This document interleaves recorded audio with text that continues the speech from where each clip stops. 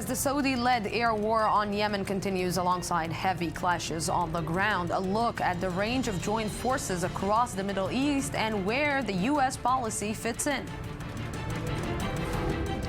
Some 700 migrants feared dead in the fourth major shipwreck in the Mediterranean over the past week, and the EU has called an urgent meeting to address the growing crisis. A new rift opens between Benjamin Netanyahu and Vladimir Putin over arms sales, while inside Israel, the prime minister is in a crunch time to form a government and will ask for an extension to do it.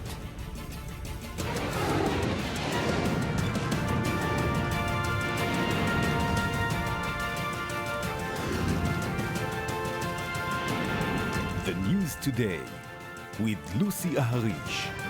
Good evening and welcome to the News Today. One of the key words in the Middle East these days and even around the world is coalition. In Yemen, a Saudi-led coalition is waging an air war against Iran-backed rebels.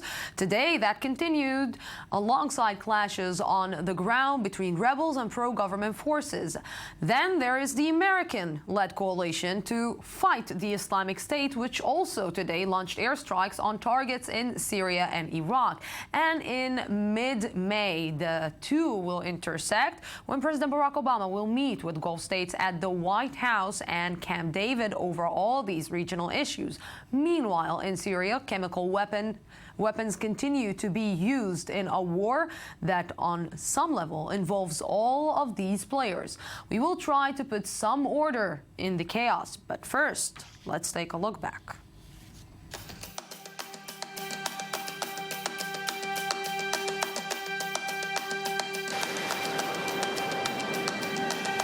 Commander-in-Chief, I will only send our troops into harm's way when it is absolutely necessary for our national security. We are talking basically of the remaining 7.5–8% of chemical weapons material that has currently still in country. حاولنا نأمن مكان لغسيل جسمهم لأنه نحن أخذنا مبادئ الإسعاف من الكيماوي أنه لازم تغسل جسم المصاب.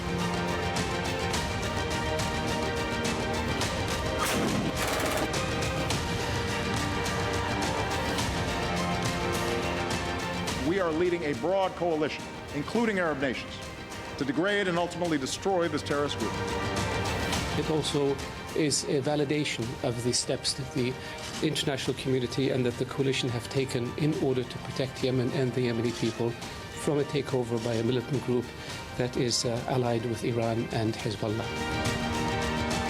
The only way to deal with Iran is through recognition of Iran's right and mutual respect, and I think that would provide a far better answer than getting engaged in disasters.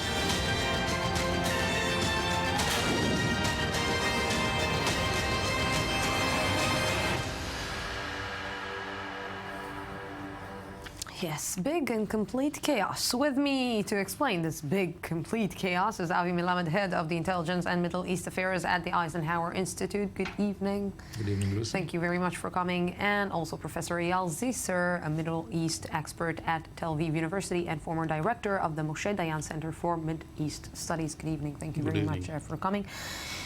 You know, I'm one of the things that made me move really uncomfortable, or I will say made me curse TV and curse my iPad during this weekend when I saw the use of chlorine gas in Syria. And remembering that the United States is saying that right now is the time to keep Assad in his position because Assad is some kind of a symbol of stability in the middle of this chaos. And I cannot understand this. I really cannot understand this because I cannot understand the many, let's say, interests that he will have in the Middle East and the money and the gas and oil and whatever. I cannot understand how you in the United States are sitting, watching, seeing babies being killed, murdered, and you're saying that it's okay that he will still be there. Well, it's a very simple answer. I mean, who is the enemy? For the United States, ISIS is the major enemy. I mean, it was said by many leaders in the United States that the major source of concern and the major source of threat for the United States is ISIS. And if ISIS is the main problem, then Bashar al-Assad as well as Iran are part of the solution, not necessarily part of the problem. And that's the clear answer. We need Bashar to be on our side. We need the Iranian to help us to restore stability and to defeat ISIS, because ISIS is the one that is threatening the essential interests of the United States and also the United States itself, not its interest all over the world and not its allies. How many interests can you have in one place to get to the point where you have so many interests that you get confused and you create a chaos? Well, that's an interesting question. I mean, you know, in the Middle East, you know, some people says like my enemy of my enemy is my enemy. In the Middle East is my enemy of my enemy is not necessarily my friend, and vice versa. Look, the American is trying to, I would say, navigate in this field, and to a certain extent, I can't blame them for not understanding because it's really, really complex. For example, the American administration is operating based upon the premise that ISIS is the enemy of the Syrians and the Iranians as well, and therefore he's also the enemy of the Americans. But to a certain extent, ISIS serves very well Assad and the Iranians. In fact, in the very early stages when ISIS was operating, and almost up until now, there are certain degrees of cooperation going on, believe it or not, between ISIS and Assad regime. There are reports about ISIS that use the Syrian oil. There are reports about Syrian people, business people that are doing business with ISIS with the silent blessing of Assad regime. The question is, how much does the American really know about what's going on? This is one of the big puzzling things, and there are different opinions about it. As a side note, I would say today that the most common sentiment in the Arab Sunni world regarding the policy of the current administration, the current American administration in the Middle East, the Arab world basically looks at the American administration in not very friendly eyes. They're not looking at them in not a very friendly eye, and what? They think that maybe the way that we are looking at it here, some people are looking at it here, are saying, how come the United States is not understanding this? How come the United States, and I'll say it out loud, is so stupid about what is happening in the Middle East? But on the other side, I'm asking myself, maybe the United States wants to be in this position that everyone thinks that it's so stupid that it's not seeing the reality. No, I don't think that this is shouting outside. I don't think that this is the issue. I mean, first of all, we need the Arabs, the moderate Arab countries need the United States. I mean, this is the major ally of both Israel, Egypt, Saudi Arabia. So we can't do without the United States. That's one thing. Second thing, of course, the United States does understand the very complicated situation. But the question is not only who is the enemy, but what is your immediate interest. Obama is not interested in getting involved once again in a bloody war like the war the American witnessed in Afghanistan and Iraq.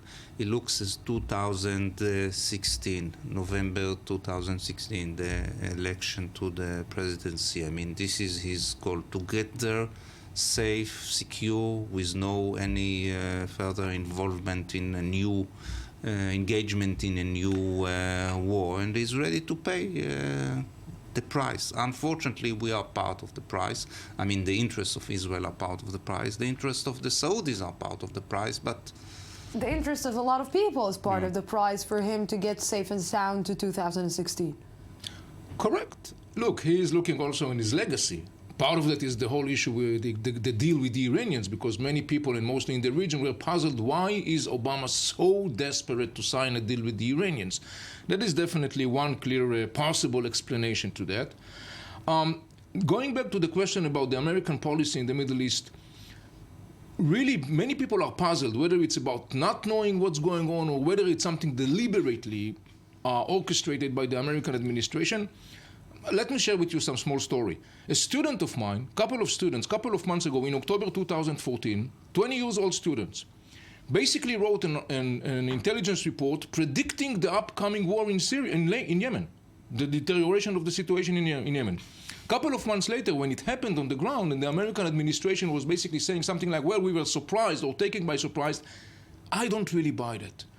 The American intelligence agencies is $70 billion a year. There are thousands and thousands of very capable, brilliant people that work there in the American agencies. I find it very difficult to believe that they don't really understand what's going on.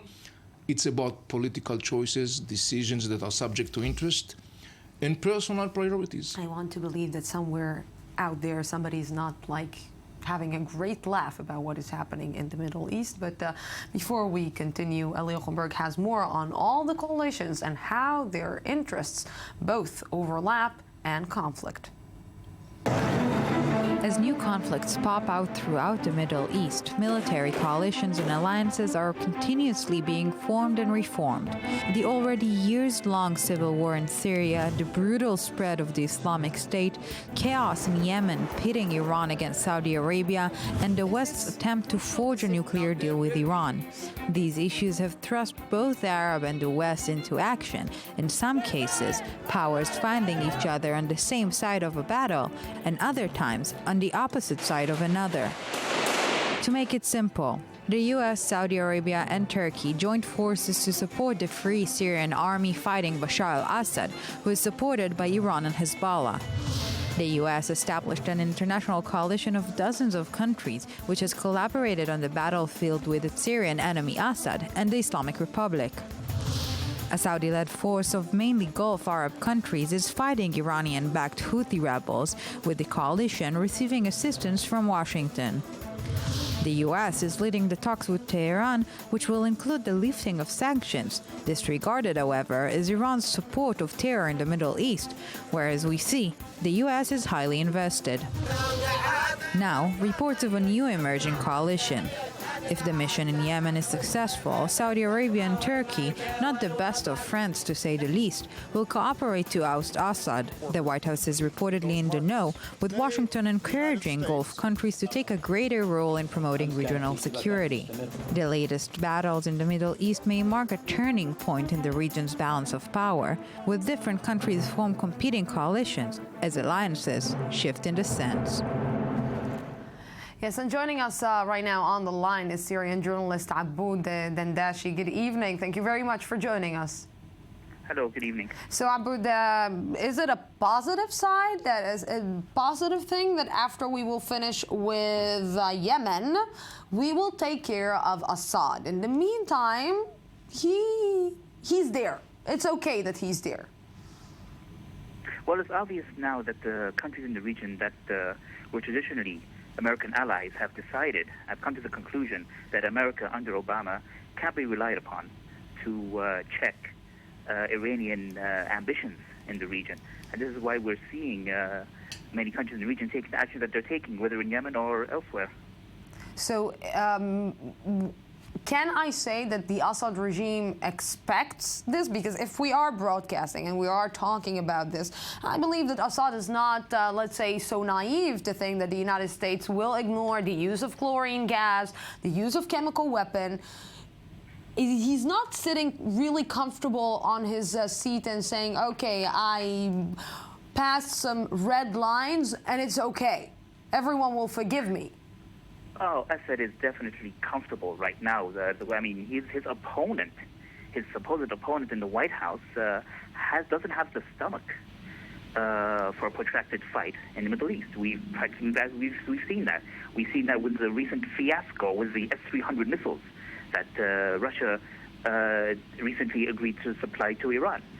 In the past, America's allies could depend on America to give them counter weapons if America's enemies in the region got superior weapons, it would provide its allies with equivalent weapons. That's not the case anymore. Now you have an American president in the White House who is excusing his adversaries getting superior weapons. Assad has nothing to worry about because, in the end, Russian support has always outweighed the extent that America is willing to go to support its own allies.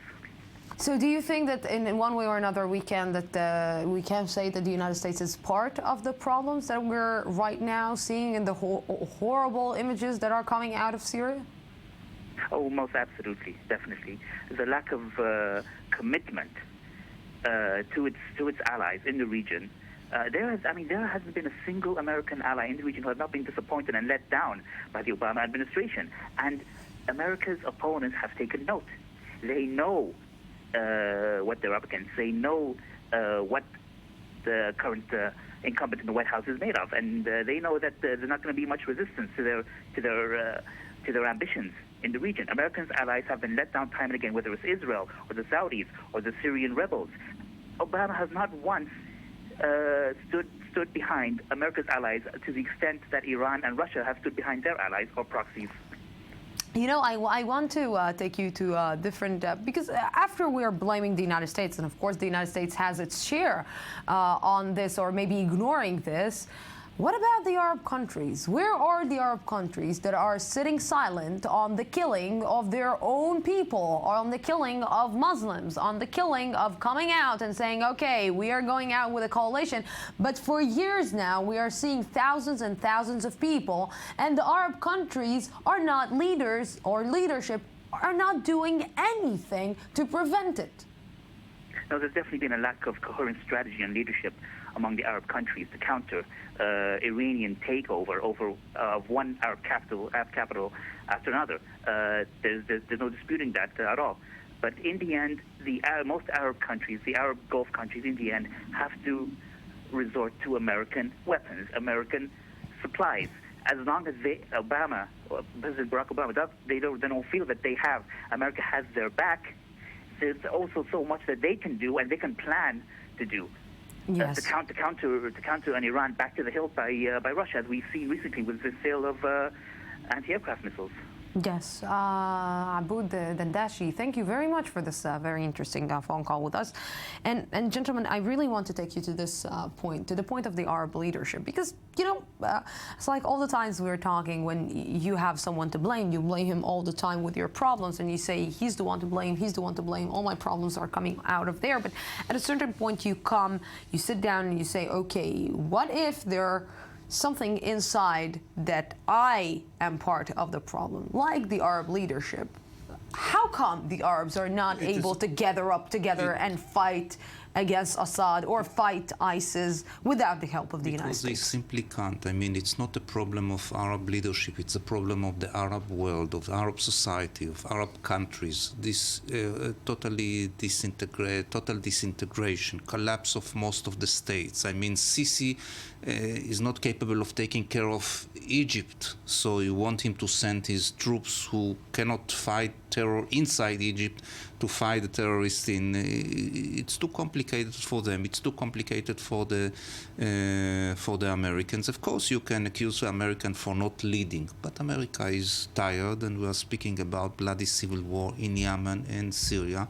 And unfortunately, there is nobody to help the poor Syrian and poor Yemenis solve the problem they themselves create. We have to admit. I mean, it's not a problem of the Arabs. It's not a problem of the Americans. It's a problem the Syrians themselves created. So, is it so? Can really the Arab countries cannot handle living or fighting without the United States? Well, up until recently, Arab League, Arab leadership, the Arab states received C-. They're basically incompetent. But this is not something new. This has been going on for decades and decades. Now, there is something very interesting. This whole operation in Yemen under the leadership of Saudi Arabia, Decisive Storm, it's interesting for two major reasons. One, we see the Arab states taking a proactive position and fighting, mostly because of the seriousness of the threat of the Iranians. And the second thing, which is, in my mind, very interesting in that context, there are people in the Arab world that are looking at that, and all of a sudden the color goes back to their cheeks, because they say, oh, thanks God, finally the Arab leadership is doing something, they are proactive, and they say, well, and they say, maybe this is and they say, and maybe that is a wishful thinking, they say, maybe this is a precursor for an upcoming similar operation of Arab coalition in Syria. I don't see that happening tomorrow morning, but it's interesting to see what will be the momentum that it may generate, because it creates a certain kind of momentum.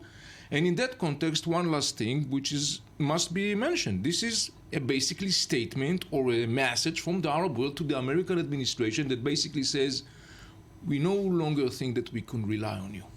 And that's one of the things probably President Obama is going to discuss with the leadership of the GCC when they're going to be in Washington soon. Again, not for the first time and probably not for the last time. I wish I would be a fly on the wall.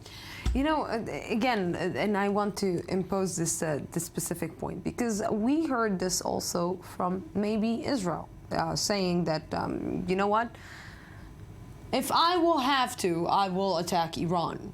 If I will have to, I have other allies to do it. I don't need you anymore. And the question is, will the United States, after all this foreign policy, after not understanding what is happening in the Middle East, or deliberately or not deliberately, after creating this chaos in the Middle East, will, after this, the United States will pay the price by being not relevant anymore in what is considered to be the foreign policy in the Middle East or any other part of the world, because they showed lack of ability to decide, to actually do?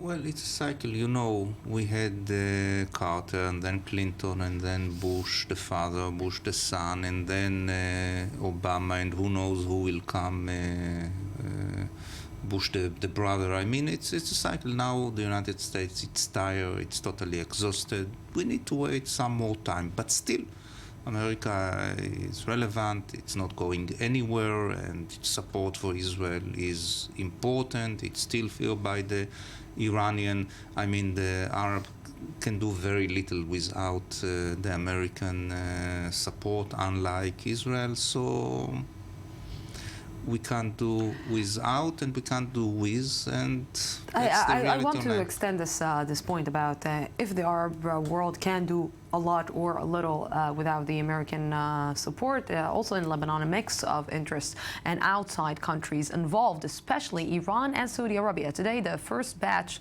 of French weapons will arrive there, part of a Saudi-funded program. It's too complicated even for me. Maxime Perez and Ayman Siksik explain. After the proposed sale of S-300 Russian missiles to Iran, Israel now has another reason for concern. France is set to deliver weapons to Lebanon in a €2.8 billion agreement named DONAS. The 4-year deal will modernize the Lebanese military, which consists of nearly 70,000 men. To this end, thousands of officers and NCOs will be trained in France over the next few months.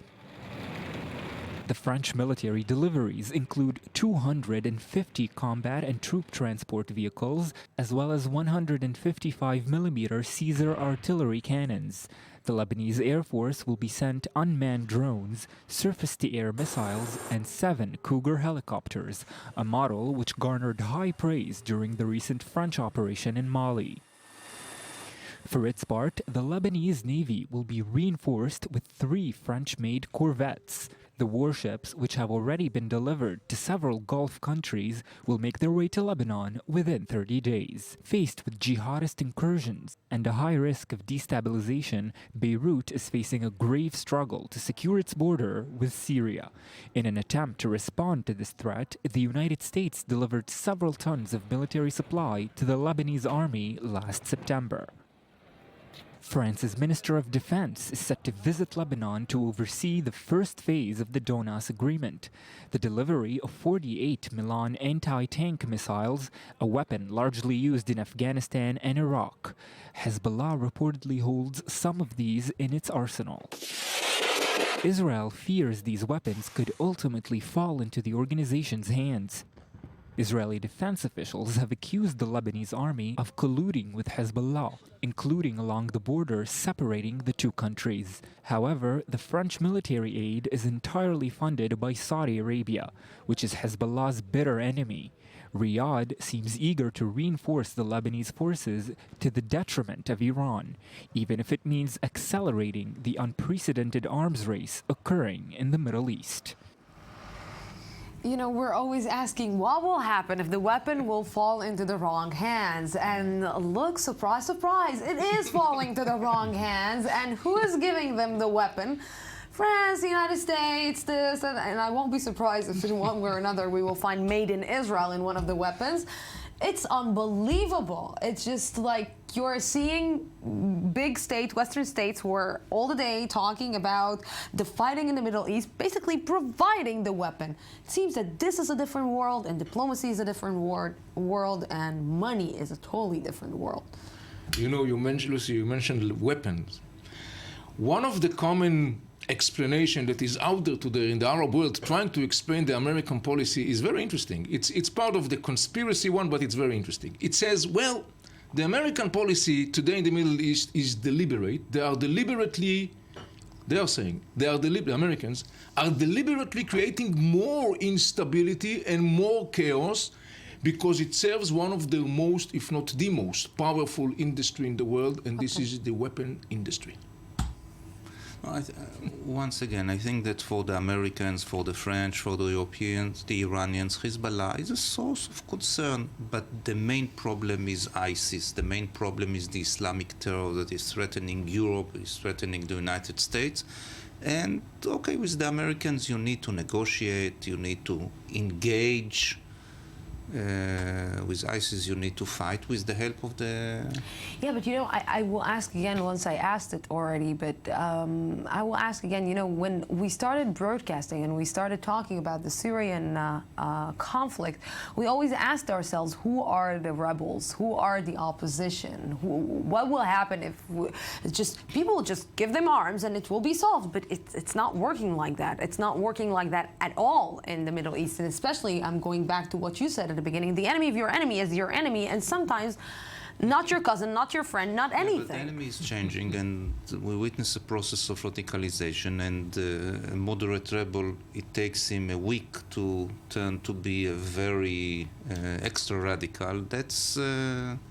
That's the reality in the Middle East, unfortunately. I'm trying to understand how the United States and the West are going to compensate about the fact that in one way or another, these organizations like IS, like Al-Qaeda, like a lot of terror organizations, were created by the extended help of the West. Thank you very, very much, gentlemen, for being with me here in this part and for trying to explain to me something that I think that I won't understand. We're going out for a small break, 2 minutes, and I'll be back.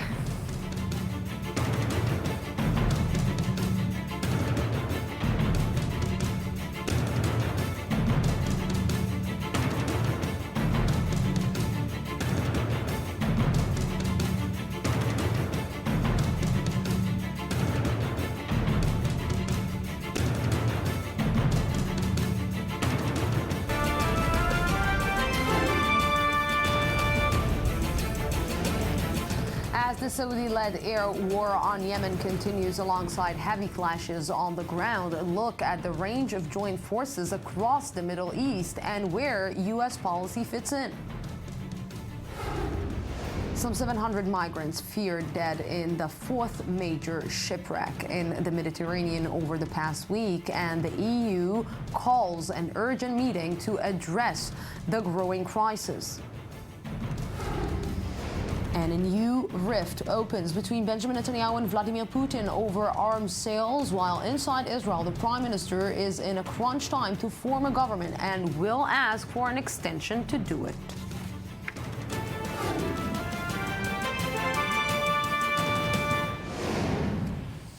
Welcome back to the news today. The EU is gathering a crisis meeting of interior and foreign ministers after the latest migrant boat disaster. This one with some 700 migrants feared dead off the coast of Libya.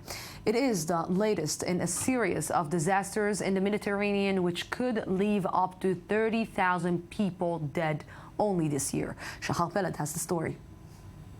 Concern is growing for as many as 700 African migrants feared killed when their ship sunk on its way to Europe.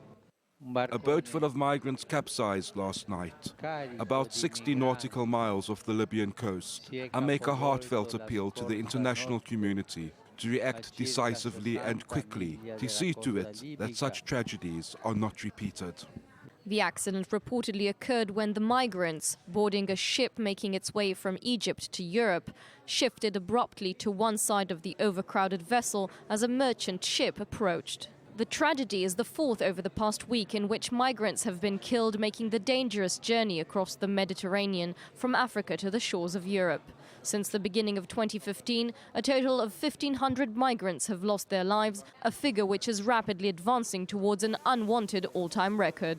We're talking about a death toll this year that's already 10 times what it was last year.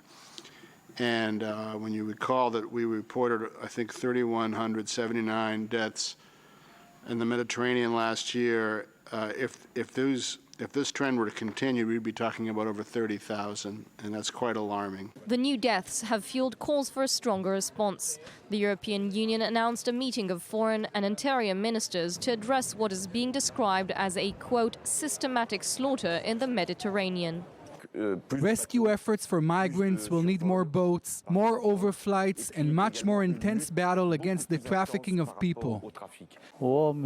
They are men and women like us, our brothers seeking a better life. I ask you to pray, first in silence, then all together for these brothers and sisters. Afghanistan's president arrived in Tehran today on his first trip to Iran since taking office. Security issues are front and center, with both countries vowing to join forces against the Islamic State. Yes, you heard it right. I-24 News reporter Ur Shapira has more. Afghan President Ashraf Ghani arrived in Tehran Sunday and met with top officials, including Iranian President Hassan Rouhani. The two discussed ways of strengthening trade relations and announced plans for enhanced security cooperation, including a possible joint military operation against the Islamic State jihadist group. This comes a day after a deadly attack in Jalalabad killed 33 people and injured more than 100 others. Last month, while visiting Washington, Ghani repeated his request for world powers to help him fight the Islamic State. It is critical that the world understand the terrible threat that the Daesh and its allied forces pose to the states of Western and Central Asia. But Iran's growing regional role extends beyond the fight against IS. Tehran has moved to boost its involvement overseas too. While satisfying, it is not all roses. The ongoing crisis in Yemen pits Iranian-backed Houthi rebels against a Saudi-led coalition, placed Shia Tehran at odds with Sunni Riyadh. The brave men of the Iranian Navy have solidified their presence in the Persian Gulf and the Gulf of Aden. But this presence is intended to ensure the security of coastal countries and maritime traffic. Iran's financial and cultural influence has grown in the country since the fall of the Taliban. Coupled with its potential new ally, the United States, Iran is now positioned as a key player in rebuilding Afghanistan, a war-torn and tormented country still searching for solutions.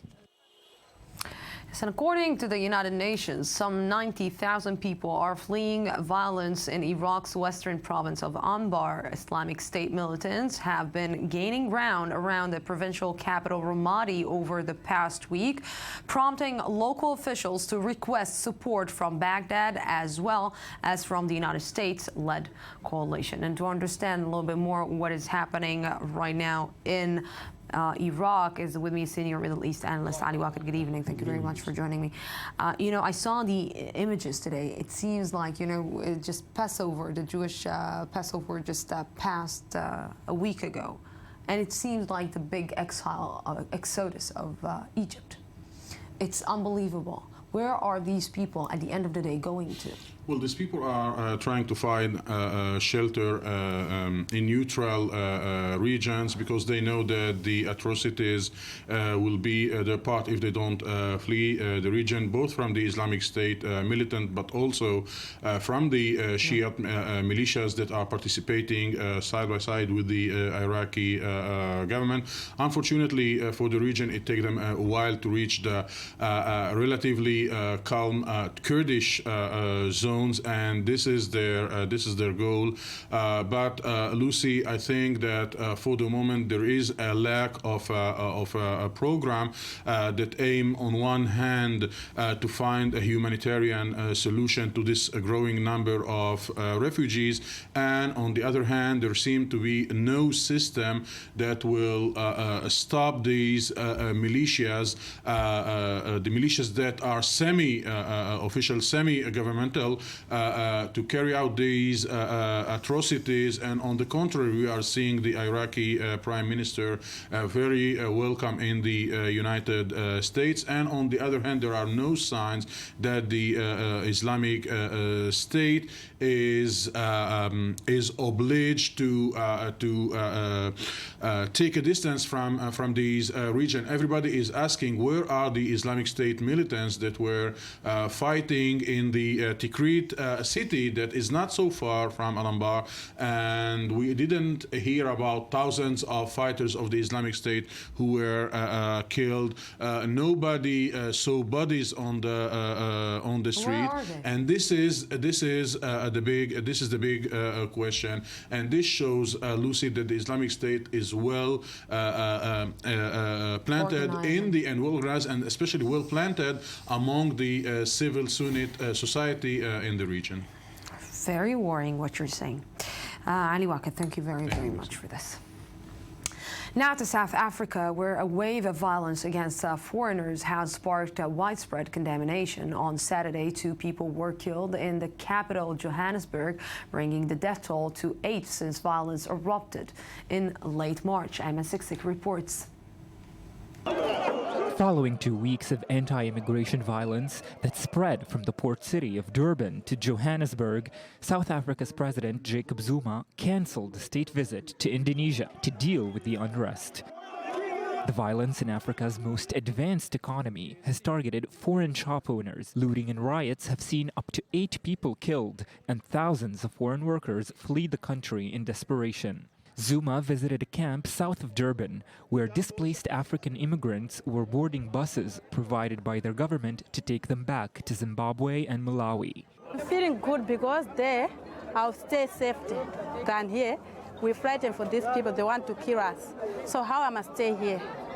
I can't manage to stay this country. Zuma, however, tried to console the targeted immigrants. Those who want to go home, they must know that when we've arranged everything, when we stopped violence, they are still welcomed as they came. Officials in the immigrants' home countries are speaking out against the violence to their nationals. The act of treating other Africans in that horrible way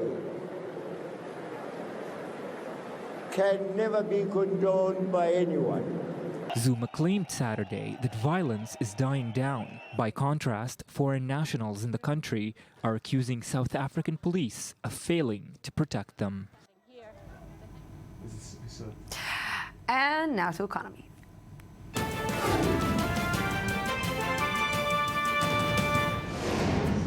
And with me is my favorite economy reporter from the Jerusalem Post, Neve Ellis. Good evening. How's it going? All good?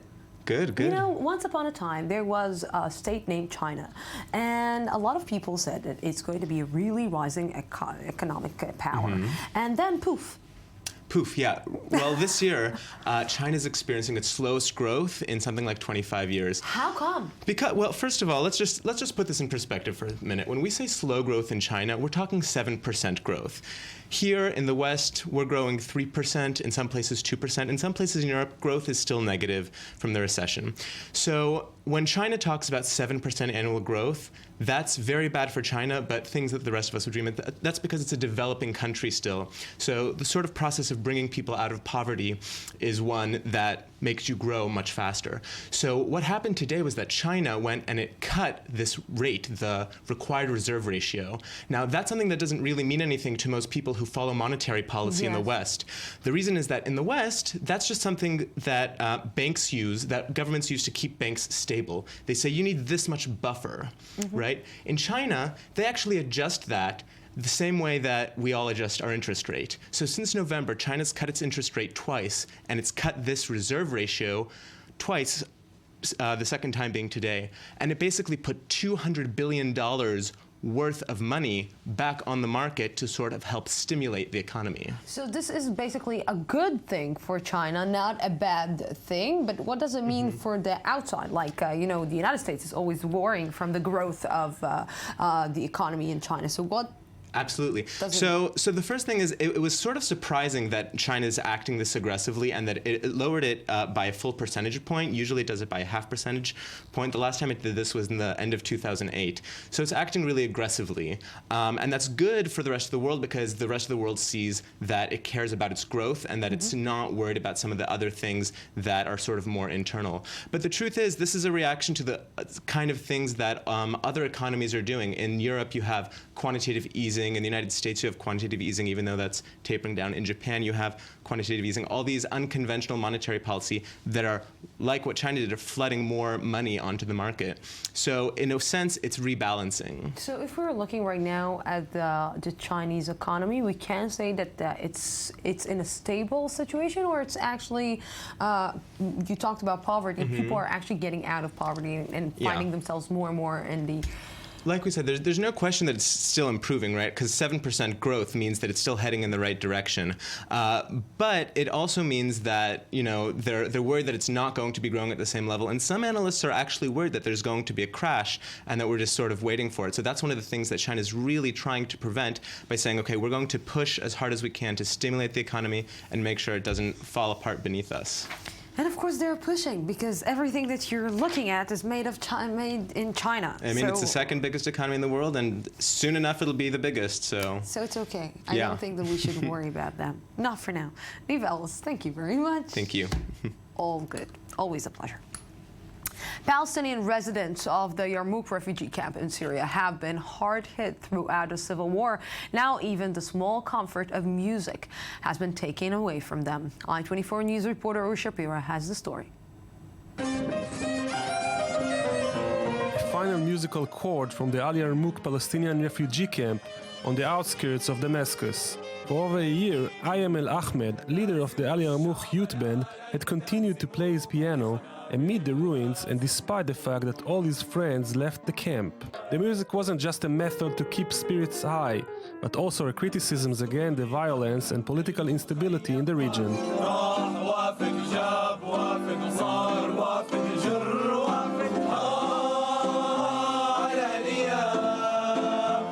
After the Islamic State captured most of Yarmouk a few weeks ago, the situation in the camp became unbearable.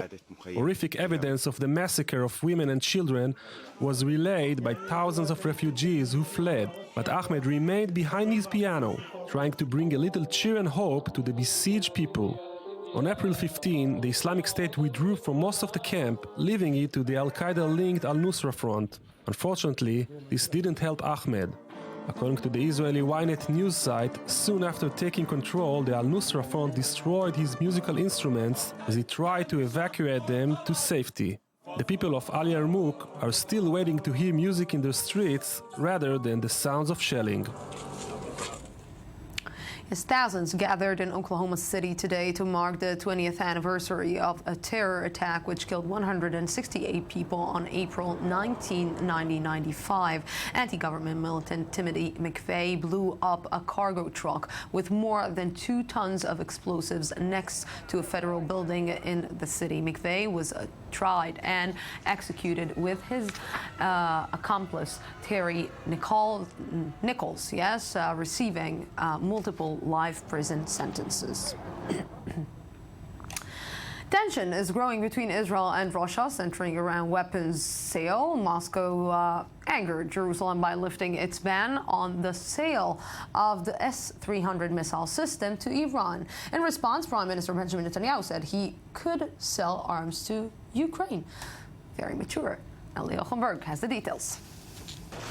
A battle between Moscow and Jerusalem is brewing, with both sides threatening to arm the other's opponent. Israel views with utmost gravity the supply of S-300 missiles from Russia to Iran, especially at a time when Iran is stepping up its aggression in the region and around the borders of the State of Israel. This statement comes after Netanyahu spoke with Russian President Putin on Thursday and failed to convince him to change course. There is absolutely no threat to Israel. These are exclusively defensive weapons. Moreover, We think that given the conditions in the region, the supply of this type of weapon is a deterrent factor. In the face of Moscow's resolve, Israeli media reported that Jerusalem is mulling arms sales to Ukraine. The Russian president was quick to warn Israel against the move, saying, "If the arms they choose to sell are lethal weapons, I think it will be counterproductive. It will only lead to another round of conflict, to a rise in the number of victims." In the meantime, it seems that Iran is the big winner, as its relations warm not only with Russia, but also with the West, in particular with the US. But big questions continue to hover over the S-300 deal. First, whether the prospective sale will impact the nuclear negotiations. And second, if Israel will allow such a move to go unanswered. Leave this a little bit aside while this sort of face-off between Netanyahu and Putin is going on. Netanyahu is really busy with something else, getting together the next government coalition. And with me to understand this is Amir Oren, defense and government analyst for our Arts Daily newspaper. Good evening. Right you are. Netanyahu's day job is working against Iran, but his night job, his real job right now, is building a coalition. And he's not able to build it in the time that he thought that he will, because at the beginning we spoke about the really easy coalition that he's going to build, and it's going to be a piece of cake, and they're going to start working just in a short while, and not. Yes, when Benjamin Netanyahu, or Nityas, used to call himself, was a student at MIT in Boston, one of the most popular songs was, "If you can't love the one you're with, be with the one you love," or something. Okay. So he can't try to understand who's the love, who's the hate, who's the... Right, he can't be with those coalition partners he wants to have. And he's stuck with several other parties which do not act according to his liking. For instance, Moshe Kahlon, the leader of Kulanu with 10 crucial seats in his coalition, today announced that he wouldn't join a coalition if it only includes 61 members, because it is going to be dependent on several very bitter and disappointed members of Netanyahu's own Likud party. Because he will find himself jobless, just like Yair Lapid in a short while. Even if not that, he will not succeed as Minister of Finance if the government is not stable. So he wants at least 67 seats in the coalition, which means that he's helping Avigdor Lieberman get the foreign ministry. But Kahlon is helping Avigdor Lieberman to get his foreign that's the option. Unless, of course, Netanyahu makes Yitzhak Herzog an offer he can't refuse. And for that... Is it likely that Benjamin Netanyahu and Isaac Herzog, to end up like in one government together? You mean the Bibi Bougie Bogie coalition? Yes, the Bibi Bougie Bogie... Perhaps Bennett, yes, but not likely. Not impossible, but not likely. Because up to now we have only spoken about portfolios and jobs, but finally we will have to get to the platform. What sort of agenda does Netanyahu want to implement during this term of office? And lurking behind the scenes, of course, are Vladimir Putin, which we just saw, Barack Obama, and the rest of them. And we didn't even start talking about the Jewish Home Party that basically paid a big price in the elections and is going to end up with nothing. Well, nobody cares about prices being paid or sacrifices. This is water under the Yarkon Bridge in Tel Aviv. All they care about is how they come on top. And right now, Netanyahu is stuck. You remember, Lucy, we were here almost a month and a few days ago, and we are basically in the same place as when the results were counted. This is why Israeli politics is so interesting, Amir. I'm surprised, you know. But it's nice to see you anyway. It's nice to see you again. And this week is your big week. Amir Oren, thank you very much for this. Thank you, Lucy. And now to American politics. Now to the race to the White House. Democratic frontrunner Hillary Clinton is back from a road trip to Iowa. Meanwhile, some big-name Republicans gathered in New Hampshire as the campaign trail hits up. Here's more from ABC News. GOP presidential hopefuls rallying in New Hampshire and all aiming for the same target, Hillary Clinton. I think that her dereliction of duty, her not doing her job, her not providing security for our forces, for our diplomatic missions, should forever preclude her from holding higher office. This weekend, 19 Republican presidential candidates and potential contenders are in the Granite State for the sold-out Republican Leadership Summit. Hillary Clinton's going to raise $2.5 billion, which that's a lot of Chipotle, my friends. The first-in-the-nation primary, still around 300 days away, but for some, a perfect time to test the waters. I know the Clintons all too well. They play to win. Senator Marco Rubio, who announced on Monday, getting hit with that New Hampshire million-dollar question. Is he a Red Sox fan? How about this? I'm not a Yankees fan. New Jersey Governor Chris Christie has yet to announce, but wants voters to know how he stacks up against Hillary. We're different people of different generations. And so, you know, we're going to approach things in different ways. Most of the Republicans here, like Governor Scott Walker and former Florida Governor Jeb Bush, have yet to even announce they're in the race. But all want to make one thing clear: they can beat Hillary Clinton. Now to an incredible story. Matthias Bar met with a soldier in the Israeli military who discovered that his grandparents were Nazis during the Second World War. Unbelievable. Here's more. Sometimes the past can carry a heavy burden, but some stories are nevertheless worth sharing, including that of Yehonatan Lendisman, an IDF combat soldier and the descendant of a Nazi officer. When I found out my great-grandfather was a Nazi, I wasn't mad. I didn't cry out. I just told myself it couldn't be possible. It couldn't be real. I am Jewish. I am Israeli. How can I have such a great-grandfather?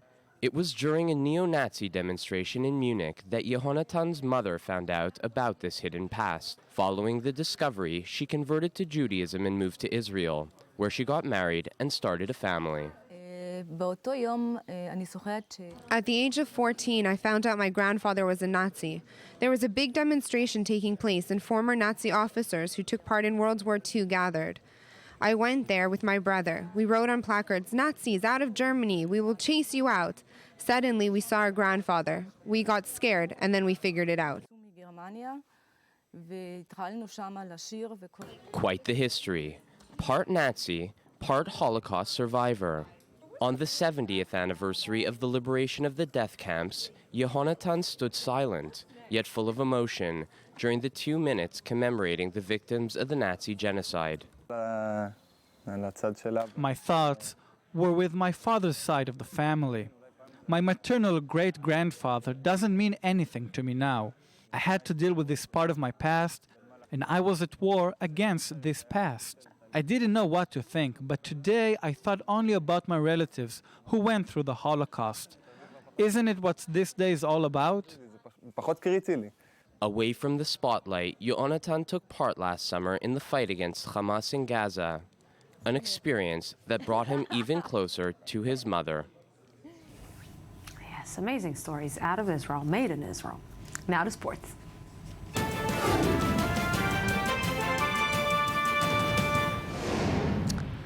Dum dum dum. Dum dum dum. Jonathan Reagan. Dum dum dum dum dum. Everybody's expecting you to say, Jonathan. No, we will surprise you every day. Yeah, we will. Yes, we will.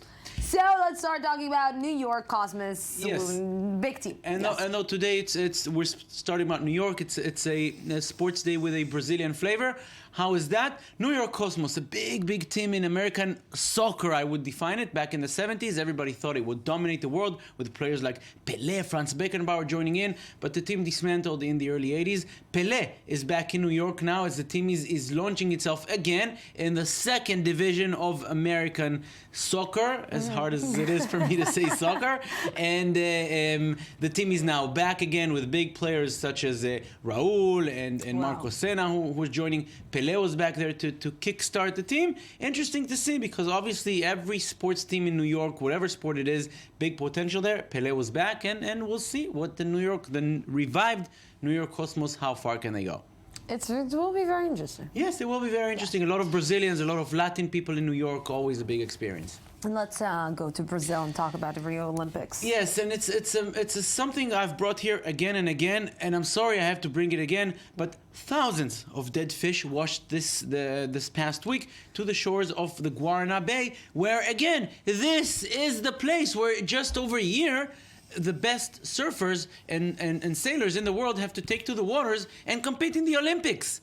Oh my God! And this is just, you see, this is exactly what is happening. People are taken into the water, and these sailors are speaking of bad experiences, obviously, terrible feelings, nausea, and what will happen in a year? This is not even healthy to go even and just... No, and the thing is that Rio, 70% of the sewage goes to the waters, to the lakes, and to the sea. This is what happens. There's a year to go, just over a year. Well, how will the Olympics go? I don't know. It doesn't look good. It doesn't look good at all. Really at all. Oh, it's like... Yeah. Usain Bolt. Yeah, at least to someone who does look good in Rio. Usain Bolt, every time he's around, it's a party. He's in Rio practicing already for the Olympics, and whenever he's around, people come in and there's a big party. If the Guarana Bay is a symbol of everything that's bad in the Olympics, I would say Usain Bolt is everything that's good in the Olympics. There's always joy around him. I saw him in London. Everywhere he went, it was party all around. At least for now, it seems that every time he touches down in Rio, even before the Olympics, it's a big excitement. Once the Olympics come, it seems like he's not even floating. running. He's like floating on the ground. It's amazing. Yeah, Usain Bolt. Just like us running. Yeah, almost. Yeah. He's almost as fast as us. Almost. Jonathan Reagan, thank you very much. Thank you. 2 minutes and I'll be back.